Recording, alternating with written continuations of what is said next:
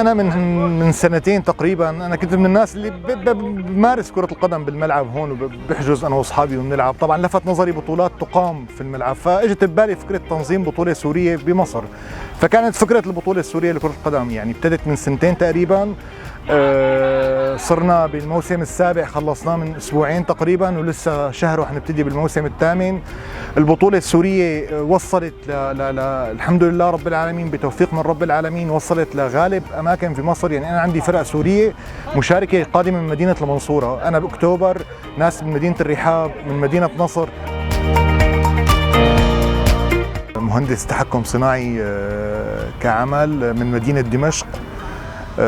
جيت لمصر من سنة 2012، موجود هون بمصر. أنا مهندس تحكم صناعي بمجال برمجة المكن الصناعية، في مجال الصناعي يعني بالمصانع، وبنظم دورات رياضية للسوريين بمصر. والله يعني أجمل ما في المجتمع المصري إنه هو مجتمع شبيه بالمجتمع السوري بنسبة كبيرة جدا يعني، وهذا الشيء اللي يريح غالب السوريين اللي موجودين بمصر. يعني ما لقينا فكرة الغربة والسفر والتعامل مع ناس غريبين، لا على العكس تماما. لا لسه اللي عم يتقدم للسوريين بمصر من راحة كأنك ببلدك، بالفعل كأننا ببلدنا. يعني هذا الشيء كان ملموس عند أغلب السوريين، ويمكن إخواتنا المصريين شافوا من خلال المشاريع السورية اللي عم تفتح بمصر وكأننا مواطنين مصريين. يعني طبعا بتمنى من كل قلبي يعني البطولة هي اللي أسستها بتعب وجهد، وهو مو مشروع كسبي. يعني لغاية يومنا هاد هو مو مشروع كسبي، مو مشروع تجاري أنا أديب قمت فيه لأكسب مادة.